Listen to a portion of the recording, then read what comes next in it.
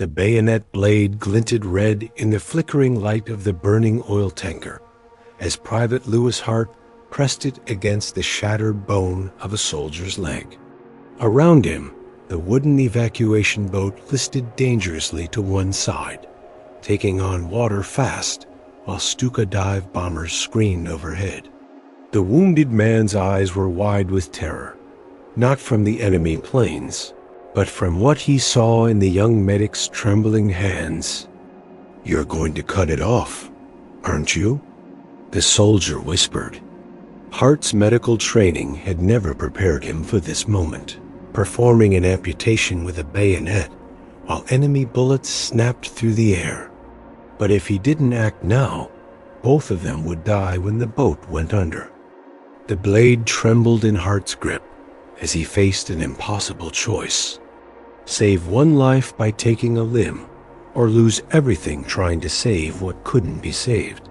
But this was only the beginning of the moral choices that would test everything this young medic believed about mercy, duty, and healing in the midst of hell itself. Welcome to War Stories by the Campfire, your nightly sanctuary for the most profound true stories from history's battlefields. I'm your host, and whether you're listening from a cozy apartment in Toronto, a quiet farmhouse in England, or perhaps taking an evening walk through Melbourne, you found your way to our circle of flickering flames and timeless tales. Take a moment to drop a comment below and let us know where you're tuning in from. We cherish hearing from every corner of our global family. Now then, settle into your most comfortable position. Draw that soft blanket up to your chin. Let your breathing slow and deepen, and allow the gentle warmth of our campfire to transport you back to the spring of 1940, to a time when the world balanced on a knife's edge between freedom and tyranny. Picture a young man of 21, fresh-faced and earnest, with calloused hands that had never held anything more dangerous than surgical instruments.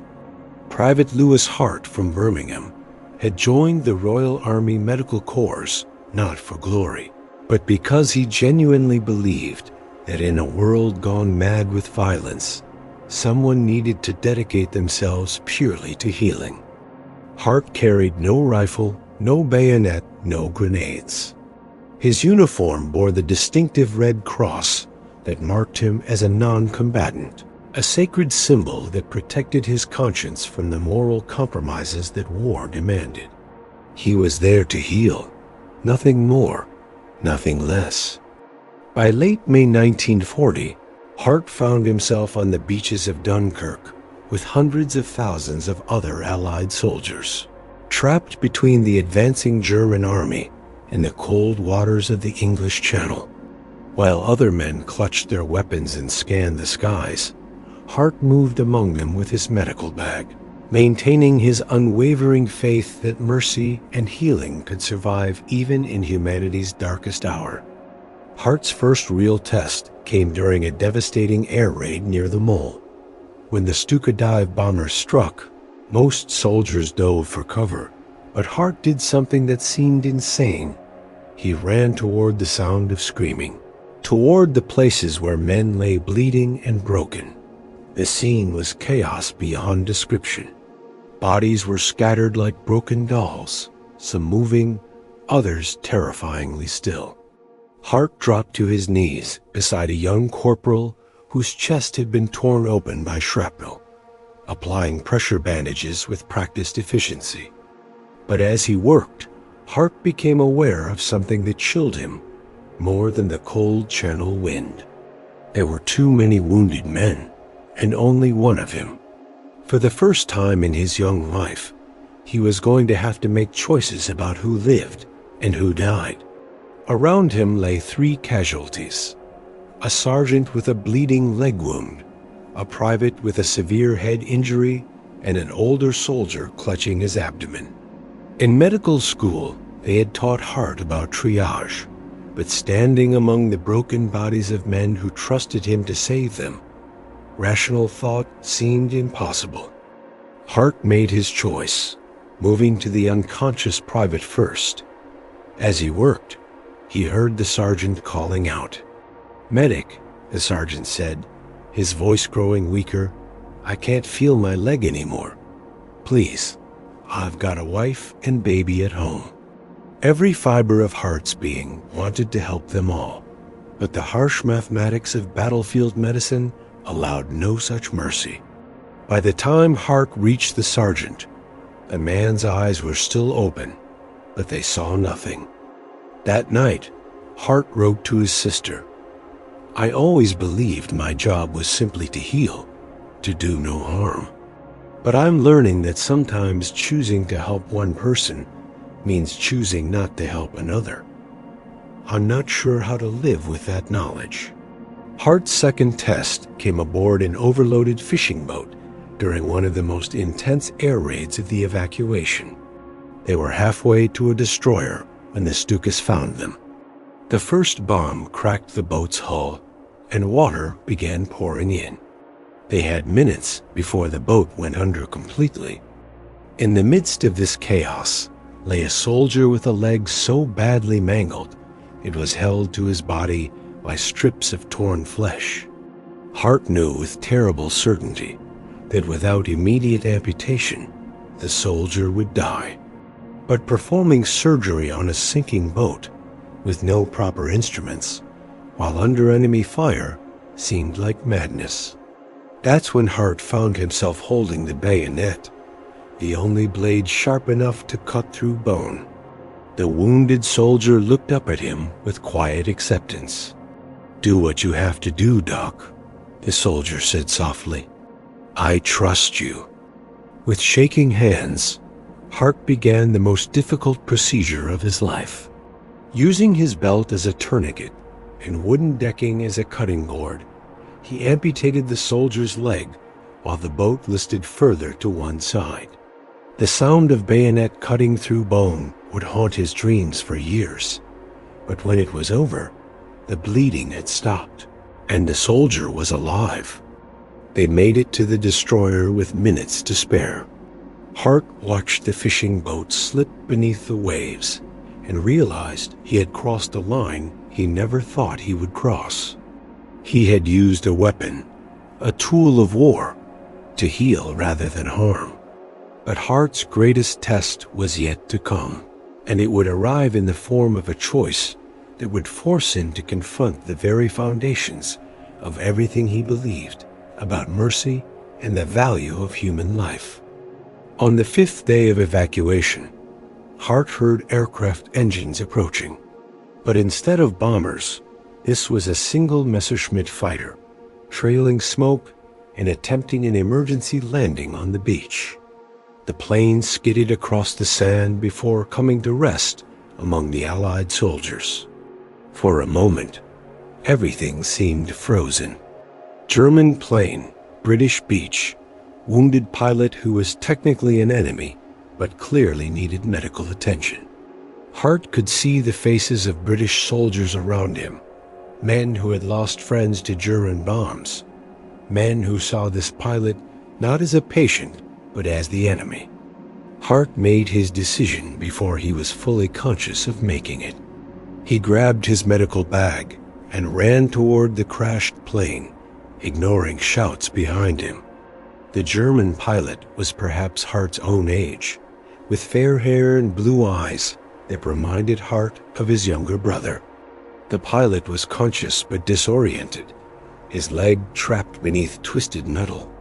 As Hart worked to free the pilot and treat his wounds, a crowd of British soldiers gathered.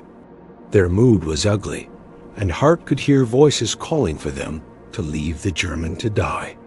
Sergeant Williams, whom Hart had treated earlier, stepped forward. "Hart," Williams said, "that man has been dropping bombs on British cities. You're wasting medical supplies on the enemy while our own boys are dying." Hart looked up steadily. "He's wounded, Sergeant. He's no longer a combatant. The Geneva Convention requires that I treat him." "Bugger the Geneva Convention," another soldier shouted. "This is war, not a bloody tea party." But Hart continued working. The German pilot, despite his pain, reached into his flight jacket and pulled out a photograph of a young woman holding a baby. He held it up for Hart to see and said in halting English, "Main family. My family." The photograph passed among the British soldiers, and Hart could see their expressions changing. This wasn't some faceless enemy anymore, but a young man not unlike themselves, someone who loved and was loved. When Hart had stabilized the pilot, he faced another choice. There was room on the next evacuation boat, but that meant giving up a space that could go to a British soldier. The decision was taken out of Hart's hands when Sergeant Williams stepped forward again, his expression different now. "Doc," Williams said, "if you say this man needs medical attention, then he needs medical attention. We'll make room." The German pilot survived and spent the rest of the war in a British prisoner of war camp. Hart's decision had taught everyone present something profound about humanity in wartime. Years later, Hart wrote, "I realized that day that the moral lines I thought were so clear were actually much more complex. Mercy isn't about following rules. It's about recognizing the humanity in every person, even when that person wears the uniform of your enemy." Hart worked tirelessly throughout the remaining days of evacuation, treating British and German casualties alike, making impossible choices, learning that medicine in wartime requires not just technical skill, but moral courage of the highest order. The soldier whose leg Hart amputated with a bayonet made a full recovery. The German pilot wrote him a letter after the war, thanking him for saving his life. Sergeant Williams became one of Hart's closest friends and credited that moment with teaching him the true meaning of honor. And so we return to that moment where our story began, to young Hart standing on a sinking boat with a bayonet in his hands, facing an impossible choice between saving a life and preserving his idealistic notion of what healing should be. The wounded soldier's words were simple but profound. "Do what you have to do, Doc. I trust you."